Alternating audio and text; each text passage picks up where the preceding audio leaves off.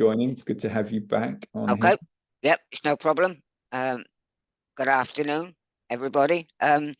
What we're really going on to today is looking at, some of the issues and how we can actually look for solutions. We're moving into the sort of hardest part of the condensation season now, and we've got issues where people are carrying over fuel debt from last year, and so those are the most vulnerable in our society are more likely to suffer from damp and mould again this year. You may or may not be aware that UK government recently released additional guidance on what they expect in terms of damp and mould monitoring and remediation from property owners with rented properties. It isn't just for social landlords, it's actually for private as well. And towards the end, I can share you a link to that document. It's fairly lengthy. I was involved in writing it along with a lot of other people. But it's really about how we look at dealing with this whole situation of people that are more susceptible to damp and mould. So really what we really need to understand is that bit of a background really as to where those issues actually come from. The fact that mould is not good for anybody, but especially people that are more vulnerable, babies, children, elderly, pregnant, people already have weakened immune systems. And it's about understanding how we actually provide a framework for monitoring and evaluation of properties that are most at risk. There's several ways that you can actually think about doing that. But what we've got is a real causal process now that we understand that the causes of damp and mould are actually quite clear. The Good Home Inquiry found more than 4 million homes in Britain were not decent in terms of their performance. And also what you've got is from the Housing Health and Safety Rating System that the largest percentage of Category 1 failures are down to excess cold, damp and mould. And so there is a new revised Housing Health and Safety Rating System due to come out. I was involved in writing the minimum standards. And it obviously, as you would expect, it does actually focus on reducing the risk of damp and mould. Part of that is the requirement specifically for a ventilation system and the whole house ventilation systems being considered. As we go forward, I think that there's a good chance that government will also bring in other legislation should we not actually get on top of it this winter. They did say when it was released that it wasn't going to be used as a tool to kick housing providers, but I think it's the proof will be in the pudding really as to how they actually deal with this, which I think is going to really start to kick off fairly quickly in the next month or so. So really when we're looking at damp and mould and how we actually deal with it, what we really need to consider is what those health risks actually are. You may have seen a significant rise in instances of bed bugs and dust mites that was recently announced in various parts of England, and it's down to that increased risk of high levels of relative humidity for long periods of time. But if you actually look at everything that's actually associated with high levels of relative humidity, you can see that most illnesses are actually exacerbated by that phenomena, where they're going rhinitis, coughing, wheezing, respiratory infection, the whole range of things which affects people's breathing. There is good evidence that they are caused by high levels of damp and mould in actually buildings. And that came out of some research that I was doing for the UK Centre for Moisture in Buildings, which we set up about 5 or 6 years ago. And what we've really been looking at is what is it that you can do to actually remediate it. Now, a lot of those issues are really down to the fact that our people in fuel poverty, because there is that balance that you actually need to deliver, because we're trying to deal with good maintenance of buildings, of good ventilation to buildings, and then actually what we can do about heating the buildings. It's that triangle of balance that we're constantly looking to do. And if you're actually looking to actually monitor the likelihood of damp and mold, it really comes down to internal environmental monitoring. Now, there are systems out there that provide that level of monitoring. There's a couple of providers doing that through their energy provision or energy supply. But the problem with a lot of those systems is that the environmental monitoring isn't as widespread as it needs to be. You know, a lot of them actually rely on just one relative humidity and temperature and perhaps CO2 monitor, but they are limited in the locations that you actually they are actually put in. They're usually linked to the energy meter, the smart meter, or whatever else is in the building. The problem that you've got is that damp and mold doesn't always manifest itself in those locations. Most damp and mold in buildings is not in wet rooms. It's because they tend to have purge ventilation, extract fans. The damp and mold is normally in circulation spaces in buildings, the outside living rooms, inside underheated, underused rooms, mainly because the fact that they never really get over about 12 or 13 degrees in centigrade in temperature. And that's where mold actually wants to grow. The more you increase the temperature within a building, the less likelihood you've got of mold forming. You know, it likes to actually create itself somewhere about 9.4 to 13.7 degrees. It wants the right environment to actually be able to grow. So it needs quite a lot of certain conditions to do it. So if you're actually going to look at it, in my mind, what you actually need is a damp and mold strategy of how you actually deal with moisture within a building, whether it's, say, ice, liquid water, or gas and vapor. And what you're actually looking to do is get this whole moisture balance process clear in your mind as to the facilities that you give people, the systems, because that's the ventilation systems. And if dealing with indoor air quality and ventilation is at the moment being delivered by intermediate extract ventilation, then it's not enough. An extract fan in the wet rooms and kitchens and bathrooms will not be enough to supply the air changes required under the building regulations, or even any good practice for good levels of indoor air quality. What you're looking at is about 4 air changes per hour. And those systems don't actually give you that sort of air change.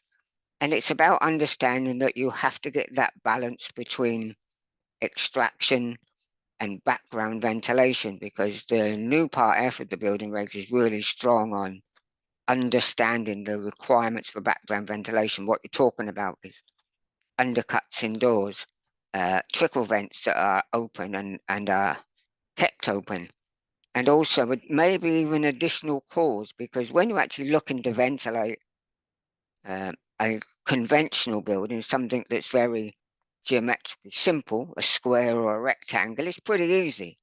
Once you start to get into some of the older buildings, which originally would have been a rectangle, maybe in a terrace, but then they've had an annex, then they've had an extension, then they've had something else.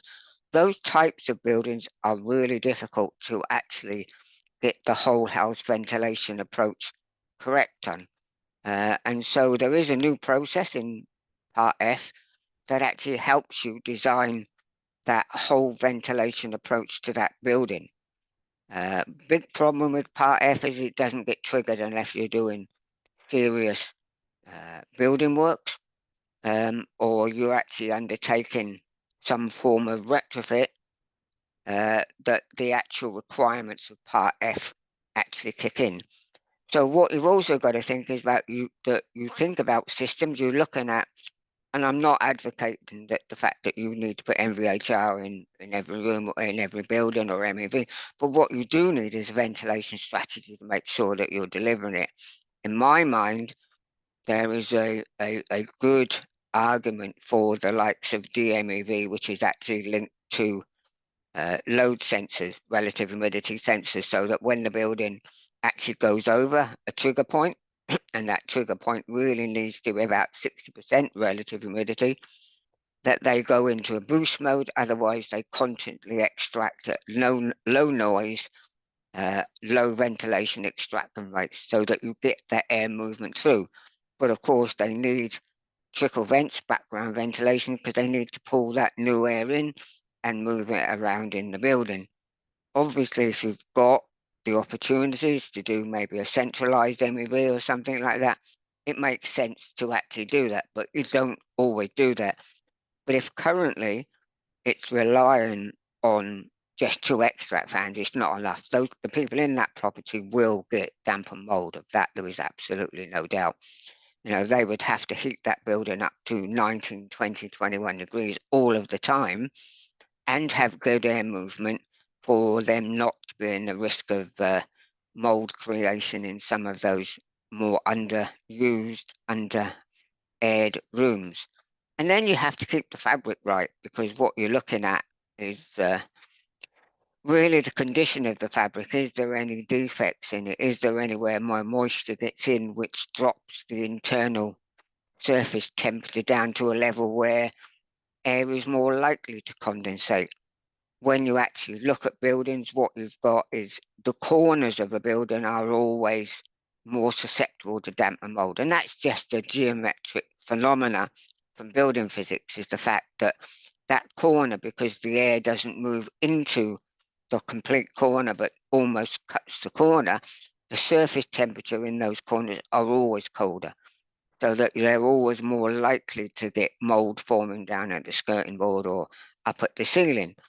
And then you have to think about all the other conditions of that building that may actually be causing problems, like penetrating damp, falling damp, rising damp, to make sure that that building is actually really sort of delivering its primary function. And its primary function is to protect the inhabitants from the external environment. So we need to know that there are no significant defects, that the windows are sealed, that where we have that opportunity, we raise the thermal performance of the fabric. Once we get that building in a good condition, then we've got some sort of chance of delivering this moisture balance. And then there's the activity inside. Most mold problems are not caused solely by the inhabitants, but they do have a part to play. There's a good World Health Organization document called It's Not the Occupants. And it actually looks at the increased moisture load by people in buildings. Yes, people create a lot of moisture. Of that, there's absolutely no doubt, but it's not just them. It's about giving the people the tools to keep the building warm, and then have the tools to ventilate their property. But the one part of it that is really out of control of housing providers is the context, the money, the ability of the resident to heat that property to a reasonable level. And with that last year, which really sort of exacerbated the difficulties people have in spending enough money on raising the temperature of the property. Or they move over to some partial heating system, or even, God forbid, they actually use portable gas heaters.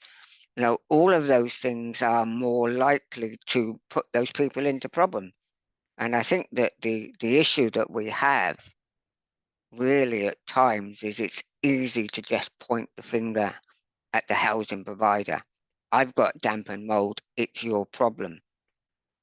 If you've given, as a housing provider, if you've given them the residents the tools to maintain a good indoor air temperature, and the tools to adequately ventilate the system, including undercuts and trickle vents.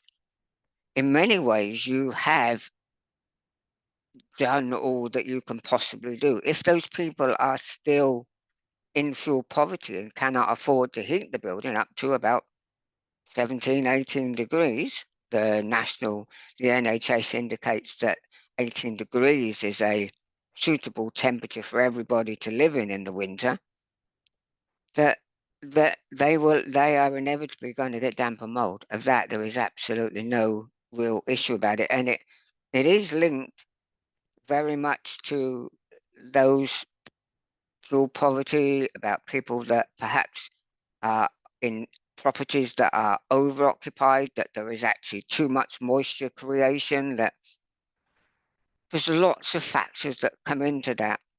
And there are a lot of companies out there now looking at delivering this systematic approach to monitor the environment. Some of them are really good, some of them are perhaps not quite as good, and some of them make some fairly exaggerated claims as to what they can do. I was talking to one company a few months ago that told me that they could predict mold a year before it happens, which is just physically not possible. There are too many interactions for that to be accurately predicted, and there's too many different types of mold which lead lots of different things. And it's really about understanding the fact that temperature is the key for this whole process. And there are companies at the moment that are working on a principle called affordable heat, where they will guarantee a minimum heat within a property, and working with social housing providers. And if anybody's interested, I can certainly direct you to the people that are looking at doing those sorts of offerings where they are guaranteed minimum levels of heat within building. And then What type of company is that then, Colin? I they're, mean, they're, they're basically there's a lot of startup companies that actually sort of link into energy providers, but mhm. then guarantee a minimum amount of heat. So what happens is that you become their energy, or they become your energy provider, and they will actually put in a monitoring system inside your building that looks at all of the different, like VOCs, CO2, relative humidity, and temperature. And what they do is that inside this one standing payment, it takes you up to 18 degrees. And if you want to heat the building any more than that, then you pay the difference. But Right. within that proviso, what they do is they guarantee you a minimum heat provision. Obviously, there's I haven't been able to dig it, but I do know where there's 2 estates where it's actually working at the moment, and it's working really well. And there's a borough in London that have been very interested in doing it, and they're probably about a month away from that actually kicking off with a minimum guaranteed heat. So they're effectively in control of the thermostat as well, then, in order to ensure that it is at that minimum of 18 Yeah, degrees. yeah. Once you actually signed up to it and you got that 18 degrees, it monitors the whole house temperature, and it's not just a minimum of 18 degrees in one room, it's the home. Yeah, yeah. And obviously there are all sorts of legal agreements that the residents have to agree not to turn it off, not to interfere with it, and stuff like that. Which is probably one of the biggest hurdles to it, is actually getting people not to interfere with it. But there's an estate that I've been round, which had, I think it was about nearly 200 homes on it, Mm-hmm. that actually were working with it. And as I say, there's a borough in London which is talking several thousand homes to actually do that.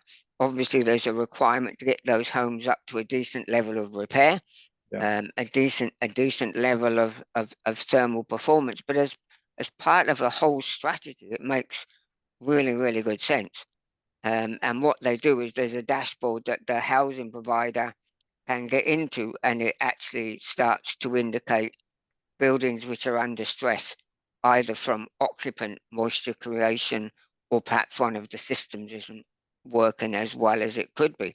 It's an interesting principle, and something that when you dig into it, it's actually quite brave that they guarantee a minimum temperature, and they use the default of the NHS of 18 degrees. And I've been helping them with what environmental sensors they need to put in there and where, because it's not a straightforward process, because it's down to the complexity of the building. Yeah. But their offering is pretty slick at the moment, you know. No, sounds interesting. Like you say, it's well, it's quite a challenge in order to guarantee that level of temperature. And if you're saying that really, if you can't heat to that temperature, then you're pretty much guaranteed mold. Then for those types of houses, yeah, sounds like a very good solution. Have you? I think I'm right. In the past, did you say you? Because we had Rod Davies on from infrared, like he has infrared technology. We were speaking with the guys behind Thermoskirt a few weeks back. So your heating is provided by your skirting board as opposed to radiators. So when it comes to getting into those corners, does that sound like a decent solution if you are heating the whole room from the perimeter of it, as opposed to just having radiators in a particular area? Yeah, well, if you look at what goes on the continent, they use a lot of trench radiators. Basically, they put them around the perimeter of the building, and actually heat the perimeter, and then allow the heat to rise, so that you actually get that whole building. And what that does, especially when you're actually working on the perimeter of the building, is it gets away from that radiant cooling of the structure. So it's actually quite a good way of actually doing things. And trench heating, which is very common in France and Germany and Italy, is really quite a good way of doing it. You know, I've seen some new developments where it's not underfloor, but it's actually this perimeter trench heating that is really good. And infrared heating, you know, I've got a lot of time for infrared heating. It has some of its drawbacks, as it does need line of sight. That actually, to heat up the structure and the people, it does need line of sight from the heater. But you know, we've been locked into this situation that we put radiators in specific locations around. There used to be a thing where we put it under the window, and then it was like, well, we don't put it under the window anymore because heat just goes out the window, so we put it opposite the window. You know, to heat just one side of a room, or maybe two if you end up with a couple of radiators, expect it to heat the whole space without any sort of forced convection. It's not really wondering. It's not really a surprise that it doesn't work as well as it should do, which is why people tend to, if they can, go for underfloor heating, which works pretty well as long as you don't put a really good carpet over the top of it. So yeah, I think that people are looking a little bit away from the more conventional ways of doing things. You know, there's no doubt that if you actually improve the thermal performance of the building, get the air tightness right, and ventilate it, then that heat input can actually be quite minimal to guarantee that level of comfort. Because the issue that you have with people is that the human body is only tolerant to about a 2 or 3 degree temperature difference from your head to your feet, which is why if you're sitting down and your feet get a bit of a draft, you always feel cold, even though you're actually not cold. It's just this perception of cold, a perception of not being as warm as you want to. And that's something that if ever you get involved in the whole passive house principle, is what they're actually talking about, is thermal comfort. It's not a phrase that we use in the UK to any great extent. It's becoming more common, but theirs is very much a thermal comfort, which is why they push down the route of triple glazing, so that you don't get the radiant cooling off glass as it comes into contact outside. So that's why they have this triple glazing, not because it's super energy efficient, even though that is a little bit of it. It's actually to stop the radiant cooling, so that people don't perceive it as being cold. Yeah, so I was going to come on to that then, because then there's guys who are attending. There'll be passive house consultants and engineers and architects, etc. So when it people who've been on previous webinars do talk about thermal comfort, but when it comes to moisture and damp within buildings going forward, for essentially the biggest issue is those in fuel poverty, as far as you can see, in terms of for architects going forward. Really, any new building should not have a damp or moisture issue, or am I being completely naive there? Well, as a statement, no, it's absolutely right. They shouldn't. The problem is that we're really still not great at installing ventilation systems. You know, when I was involved in the last Part F update, we went out with ACOM and other people and looked at new houses with MVHR and other types of ventilation systems. And when we did that, 82% of the systems were not delivering the design rate of air changes or ventilation rates. And we're still getting down, and some of those were actually passive houses that go through a fairly complex process of individual commissioning of air inlets and exhaust outlets. And they were still nowhere near the level of ventilation that they were supposed to be. And a lot of reasons was the fact that some of them were actually installed backwards. So they were doing the opposite of what you were meant to do. Some of them didn't have the blanking caps taken off the ductwork. Some of the ductwork, which was meant to be insulated solid ductwork, was actually flexible pipe. You know, there's a whole real issue about how ventilation is actually installed, because, you know, we get the principle that building airtight buildings, or certainly tighter than we have done in the past, is a good principle, because we're not having that uncontrolled air movement through the structure. The trouble is that we do have to ensure that we replace that with good ventilation, and we're still not doing that very well. And I've been looking to the Republic of Ireland, actually, who have brought in fairly strong legislation for ventilation systems.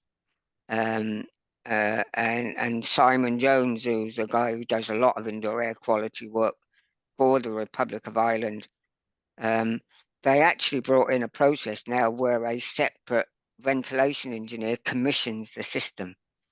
So the person who installs it doesn't actually commission it anymore. It's actually commissioned by a third party, an independent third party. Because at the moment, what you get in the UK is it's a self-certification scheme where you install it and test it, and then you hand a certificate over and say it's done. You know, the architects will accept it because it's a part of a competent person scheme, and they are meant to be competent to install it. But if you look at buildings which are 6-7 months into being handed over, they're not working. I was out about 2 weeks ago, brand new estate, which was having problems with surface condensation in buildings. And when you start monitoring the ventilation system, they're just not working, right? Right. You know, they're really good systems, but they're just not being installed properly. And I don't know how you get around that, you know, apart from some independent checking. But, you know, it's already expensive to build a house and commission a house. The last thing you need is additional input from consultants to make sure that somebody who's meant to be competent has done what they're meant to do. Yeah, plus a skills shortage in the first place anyway seems to be a massive issue in terms of even getting the guys to install it in the first place. Well, I know you're talking about obviously more people can install it. If those can't install it and it needs to be installed by this third party, then yeah, even there's going to be even fewer people around to do it. Yeah, and if somebody goes out there, he's not going to go out there for 50 quid or something like that. It's going to be another exactly 500, 600, or all depends how complex the system is. You know, what we need is a workforce that is competent to do it right the first time. The issue sometimes is that they then don't go back out and recommission it at different times of the year. you know, in a commercial basis, sometimes that gets done, and it should get done. But it's not something that we do in domestic situations. And even when you look at the building regulations and you look at the ventilation systems, it's only whole house ventilation, MVHR and stuff like that, where there are any qualifications and competencies for people to do the ventilation system. Most extract fans are put in by probably electricians or wired up anyway, and they pull it and it comes on and it's like, there we go. And then when you mentioned Part F earlier on, in terms of what constitutes a substantial level of work in order to trigger those building regs, then, so how much work effectively needs to be done in order to trigger those building regs? Okay, well, if we're looking at existing building, it's not that much, because what you have to actually do, and what I'll do actually is I'll skip to Part F. Basically, and what you have to do is undertake an assessment of all the changes that have happened to that building since it was originally constructed.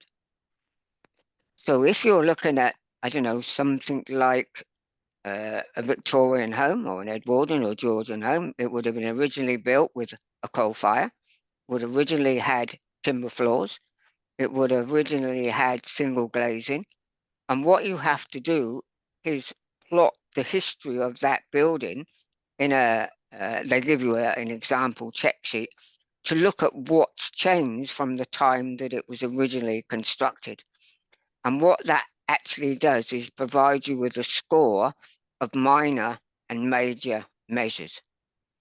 So to be perfectly honest, and I've run it a few times, if you go into any building that's even not planned to have any upgrade, they've already had major changes to the background ventilation, so triggers additional ventilation. Once you start to do loft insulation, change of heating, changing the windows, that automatically triggers. If it's more than 2 windows being changed, it's a major measure. If it's a major measure, then you have to have a ventilation strategy, and you have to have ventilation solutions which meet the whole house ventilation requirements. And there's a whole process of how you determine what the ventilation rate for that would be, not just for the building, but for individual rooms. And PIV is no longer recognised as an acceptable solution on its own, because it can't meet the whole house ventilation requirements. Intermediate extract fans are not enough unless they're part of a detailed strategy. It requires minimum 11mm undercuts on every room and trickle vents to provide a minimum level of background ventilation. And then when you actually look at the whole house, the ventilation systems, what they require is minimum whole house ventilation rates that are consistent with ADF plus 20%. But they also have the inbuilt capacity to provide 50% above the minimum ventilation rates that are set out in ADF. When ADF come out about 18 months ago, approved document F, I think there was only about 2 systems on the market that could actually deliver that ventilation rate. So what they does is it sets a minimum rate and then adds 20%, but there must also be an ability of that fan to actually increase it to 50%. And it gives you a minimum ventilation rates on people per bedroom, because what it does, it feeds into the level of moisture that people create. And on average, somebody creates about 4.5 litres of water vapor a day. So when you've got a family of 4 or 5 or 6, that's about 28 litres of water vapor that's got to be dealt with. And then what it does, it takes you through that whole process of this is the amount of moisture, this is the amount of ventilation you require for the type of house. And then you have a demand controlled ventilation system that's actually dictated by relative humidity or carbon dioxide sensors. And then once you've got that, the fans have to be less than 30 decibels at 1 meter. So no louder than a fridge when you stand a meter away. And fridges are pretty quiet, because otherwise what it's done is research that was done by, I think maybe UCL or somebody else, actually indicated that noisier fans are more likely to be turned off by the residents than ones which are quiet that don't draw their attention, which is why things like DMEV or CMEV are better, because they're so quiet that you don't hear them, so you don't get your attraction. But once you've got, I used to live in a flat that had a humidistat that as soon as the relative humidity went up, it kicked in and it sounded like, like a jet taking off. It was like, and the first thing was, or it would go all night. And you can lay there in bed going, yeah, I know it's running because it needs to, but I can't sleep. So it automatically kicks in this problem. And what we also found when we were doing that is that that 65%, which is the common trigger point that people set with ventilation, is too high. It should actually be set at 60% relative humidity. 65% means that in reality, the relative humidity gets up to 70% before the ventilation takes back control. If you do it at 60, you can control it to less than 65%. Once it goes over to 70% relative humidity, it actually kicks in another part F, which is how long the relativity goes over certain trigger points. It should never go over 80%, ever. It should never on a rolling day go over 70%. And then there's a requirement for that individual requirement at lower levels. And then in part F, there was a whole process that the installer and the commissioner of the ventilation systems, if they're not the same, has to go through to prove that the ventilation system has been installed properly. It was just trying to give it some teeth, basically.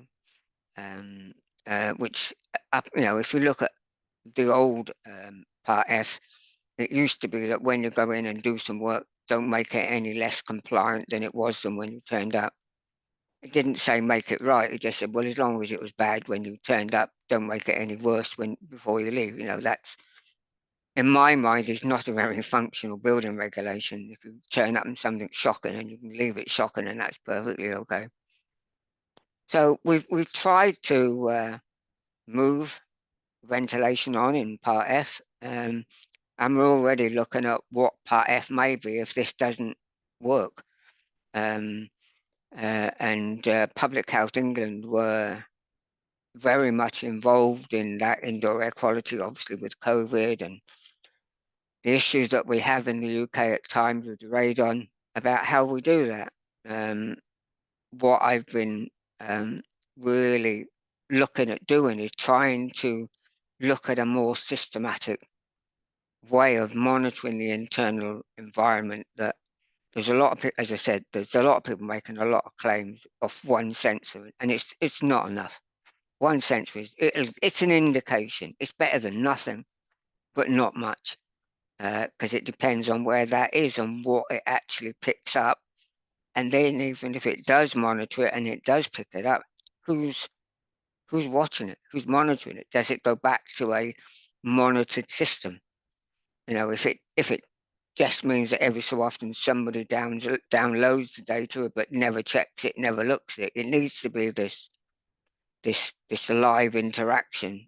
Something like I think Switchy's got one which has got a dashboard that indicates vapor pressure, relative humidity, and temperature. Still limited to by the amount of sensors that it actually involves.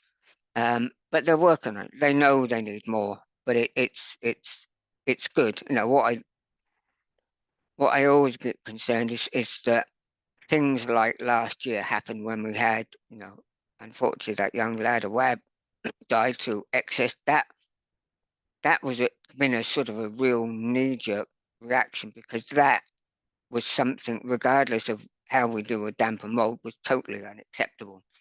It's just all of the warning signals were ignored. That was just negligent. That level of mold for that level of time, should always be unacceptable. Unfortunately, sometimes government pick up on things like this, and in their desire to do something, they then engage a sledgehammer to crack a nut. Um, it is an issue, and people who have a predisposition to affect by mold, it really is unpleasant. It's and can cause serious long-term health issues. But to ignore that level of mold for that long, knowing it was there, it was just negligent of that. I've never come across personally any other housing provider that has taken that sort of approach, to just ignore things like that. And to be perfectly honest, even if it was the resident that was doing that all the time, they needed some support. They needed some help. You know, it's. I understand that housing providers only have certain resources and stuff like that, but you know, and going in and washing it off with the bleach isn't going to cut it. That all that does is change the pH of the wall, so the mold goes away for 7 days, 10 days. Once the pH of that wall returns back to the state that it was in, it comes back. There's too much I see at times where people deal with the effect rather than the cause, and that's why I think that systematic approach of monitoring internal air environment is the way forward. At the moment, I don't think, without fairly complex, expensive environmental monitoring, we've got a system yet that gives you that comfort that it isn't going to happen. But the ones that are on the market do give you an indication that there are properties at risk.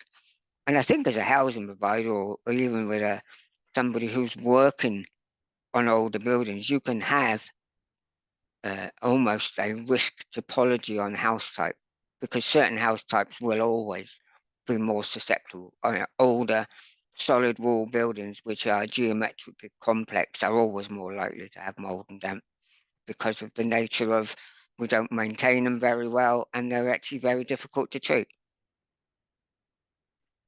I'd like to see somebody step up to the mark and come up with a really good system which was affordable, which actually looked on multiple sensors. I've got lots of sensors in my house. That's sort of what I do.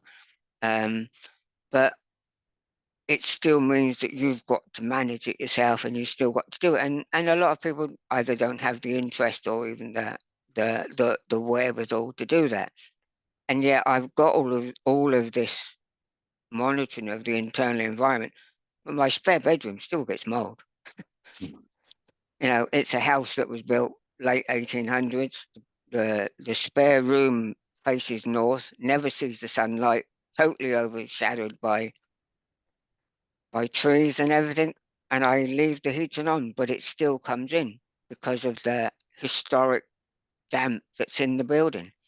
And sometimes, which is quite difficult to sort of get over to the government, is sometimes certain molds are inevitable because our building stock is old. Our building stock is not always greatly maintained, but it's the sort of mold that you're getting. Once you're looking at up around 80% relative humidity, that's when you're getting things like aspergillus and Stachybotrys are kicking in, which are the black toxic molds.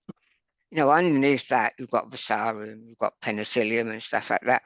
There's loads of different molds, and it's understanding the ones which are more susceptible to causing people issues with it. Look. And that technology you have in your house, does it require you in person to look at the readings, or if it's a housing provider had that technology, can it go straight to them through an interface Yeah, app? basically I just monitor it via a website. The data is all sent via the internet to that website. You don't have to look at the monitor on the wall, you can actually No, check it from a dashboard, right? Okay. and what it does off that dashboard, it gives you half-hourly readings of where the relative humidity, temperature, and CO2 actually is.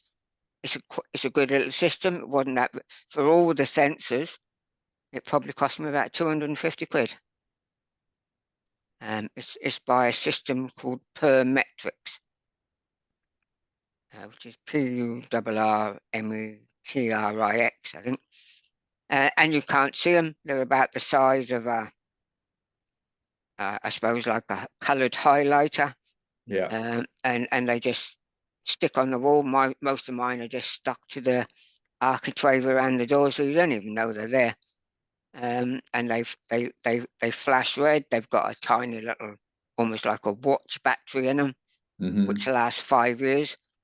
And then a sensor which is connected to the internet hub, but it uses, something like 10 bytes of data. It's a ridiculously low Yeah. amount, but it does rely on you having an internet connection, which, I know probably most people do, but, it's not always something that that people always have. But, and they say the mold growth conditions is really just down to these temperature, relative humidity, and type of substrate, and the presence of nutrients. Mold is a living organism, so it needs food. So unfortunately, sometimes you'll find that houses with dogs or cats, pets, that are perhaps not as clean are more susceptible to mold as well, because mold wants something to feed on. Yeah. And then the pH of the wall needs to be in the right zone, which is why when you put maybe a bleach wash or something on it, it changes the wall pH for a little while and then it goes away. But it's time and everything as well. And what you can see from this is that you have highly xerophilic molds, which like the dry, but then you have highly hydrophilic molds, which like the wet. And they're all different. And then you've got Eulocladium, Cladosporium, Penicillium, Aspergillus niger, and repens, and versicolor, and then at the top you've got Strachobotrytis and the others. So there's some molds. Yes, they don't look very nice, but they're not all toxic. And without expensive sampling, it's difficult to find out what one you've got. But if you monitor the internal environmental condition and it's over 80%, you're more likely to get one of the toxic molds.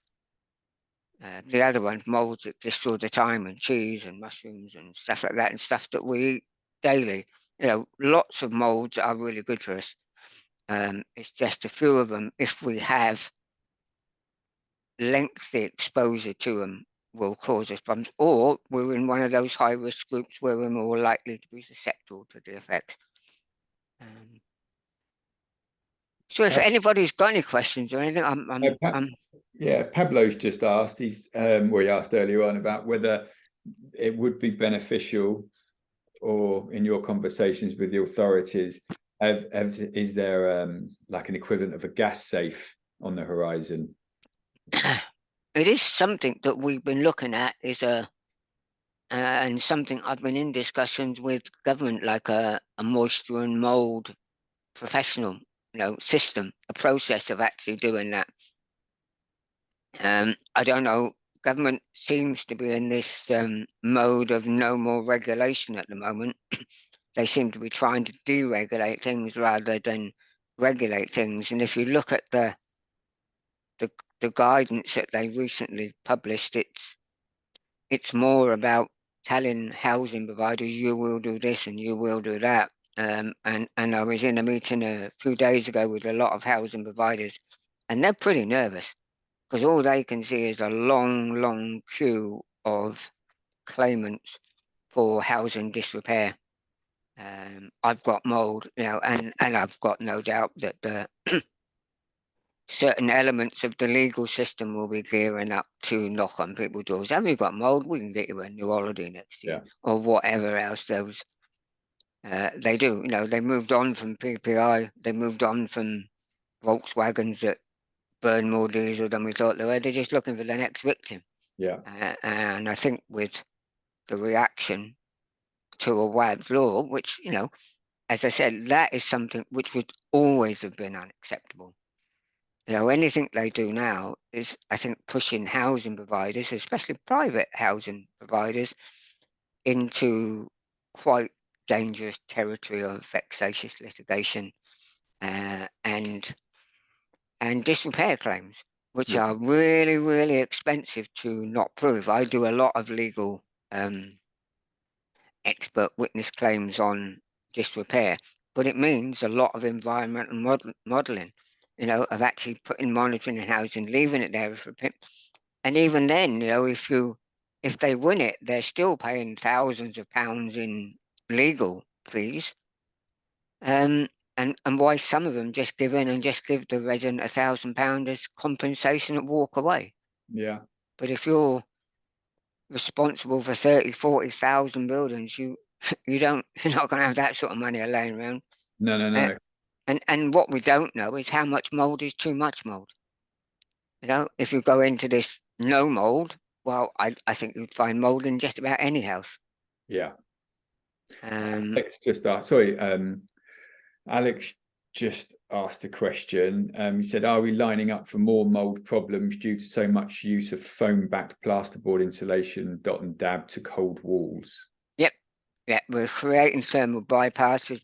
We're creating cold spaces behind them, which will introduce or exacerbate the thermal bridging, which means the surface temperature will be lower, which means we're more likely to get increased levels of mold. And you'll also find that the plasterboard, the paper that is on top of gypsum plasterboard, is a really nice substrate for nutrients to grow and for mold to actually take off.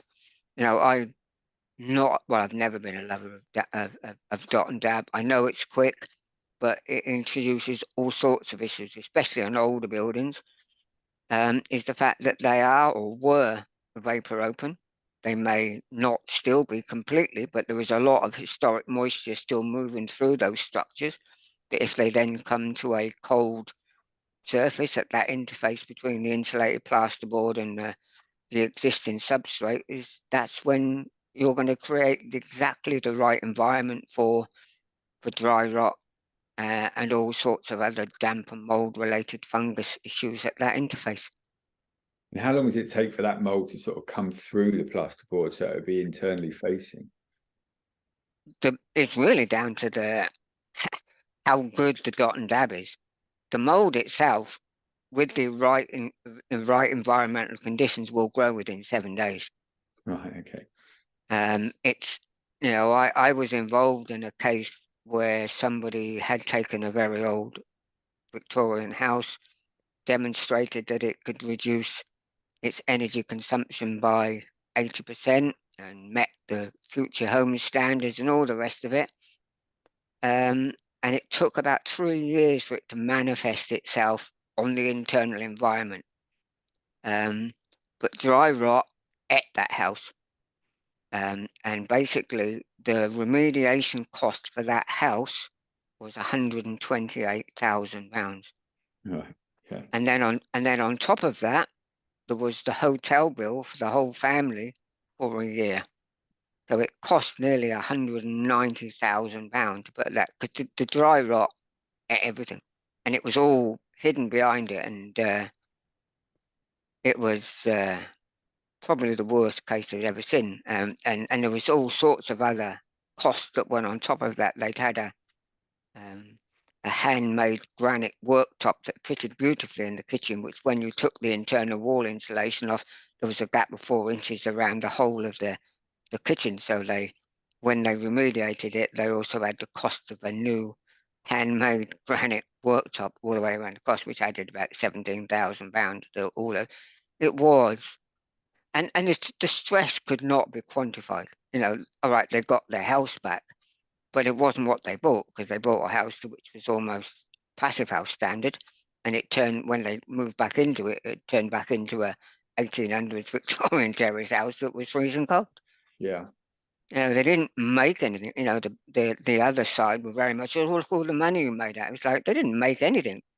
What they'd done is they bought a house which was meant to be low carbon, which turned into an old Victorian terrace house, Yeah.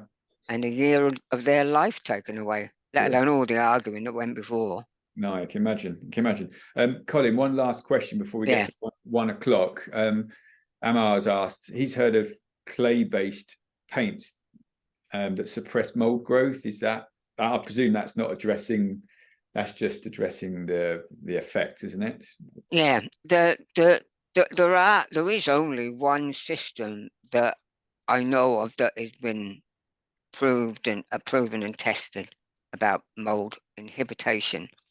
The trouble with it, as you said, is it doesn't treat the cause. It treats the effect. And unless you accurately diagnose that cause of why is that mold there in the first place, it is only a short-term intervention. Yeah. You know, and by short term, it may take a year for it to come back. It may take 2 years for it to come back. But if the causation, which is excess moisture within that building, is not resolved, then it will come back. And the chances are, if you deal with it on one wall, all it does is it pushes the problem somewhere else. But there is only one, and the stuff to do it is really, really expensive. I would rather use that money to get somebody to do an accurate diagnosis of what was causing it. Yeah. Sometimes when I go in and do these things, it's just the fact that the external wall's got a crack in it. Water's getting in, it's lowering the temperature, it's a straightforward thermal bridge which is causing surface condensation. Sort the crack out, within 3 months, 4 months, it will go away. Yeah. Yeah. Okay. You know, Cool. painting a wall with stuff is not the answer. No. I didn't think it would be. Tobias has actually asked, well, I'd encourage people to ask questions earlier in the session than leave them right until the last minute. But Tobias is asking, how good is internal breathable insulation, like lime plaster with cork or wood fibre, to prevent the damp plasterboard? Yeah. Okay. So what you've got is you've got two principles with dealing with houses. You've got vapor open and vapor closed. You know, if you've got insulated lime, or you've got things like Paradentro, Paratex, cork, or whatever, there's also one which has polystyrene built into them.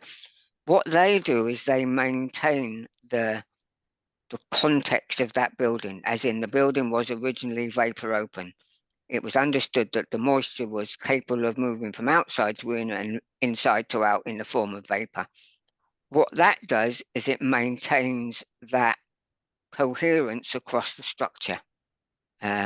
So if that building, and it's the sort of thing that's always used on, if we can get it past the architectural conservation office, it's the principle that you use on listed buildings. I've used it in Windsor Castle, I've used it in various sort of grade 1 listed buildings, that vapor open principle. I used it in Trinity College in Cambridge. That it's a great way of maintaining that moisture balance and equilibrium across the structure. And they're all, if they really are vapor open, then they are maintaining the coherence of that building. And for older buildings, my personal view is that is the only way to go forward. You should never introduce non-coherent materials into a vapor open building. So if the building is vapor open, moisture in, moisture out, because of the being built of natural materials and a lime-based mortar, what the last thing you need to do is put cement render on the outside of it, because it breaks that coherence. So any historic water that sits inside that structure will migrate to the nearest source of heat, which is internally, which means you drop the temperature internally, you get damp and mold. If you do it the other way, where you internally insulate with a non-vapor open material, what you do is you create that interface where damp and mold and dry rot is likely to grow at that interface of the old structure and that insulation. So what you have to do is, and it really comes down to the diagnosis of the building, is it vapor open or is it vapor closed? So that whatever answer you come up with, it's coherent to the principle of the building. So you understand the context of the building, what are the materials, how is it used, what is its current state, and then you match the intervention strategy of the materials that you use to match the context of the building so it's coherent. So if the building is moisture closed, keep it moisture closed. If the building is moisture open or vapor open, then maintain that vapor opening. It then means you have to have a good source of heating internally and a good source of ventilation, because you're allowing vapor to come through the structure of that building, which is what it always used to do. The difference was we used to have an open fire that took all that vapor and threw it up the chimney. We don't have that anymore, so we have to deal with it with ventilation in whatever heating system that we have. Okay, cool. Well, I'm sure that answers Tobias's question. And then just lastly, do you have a recommended book stroke, reading material that? Yes, I can send you some links to some great books that actually talk to you about damp and mould and even coherence of buildings. Fine, fantastic. So what I'll do is if you ping me over those links, I'll upload them with this recording to Meshwork, so everyone's got that on there. As always, you deliver a lot of detailed, fantastic, useful content. Thank you very much, Colin. Anytime. If really anybody ever wants to understand the coherence of materials and buildings, I'm always happy to do a session like that sometime in the future about how you deal with older vapor open buildings or vapor closed. No, well, that sounds good. Cool, marvelous. We'll take you up on that. Thank you very much. Right, everyone, have a good afternoon. Thanks a lot for attending. Yeah, and thanks again, Colin. You're a star. Not a problem. Anytime. Cheers, guys. Thanks. Thanks, Em. Bye.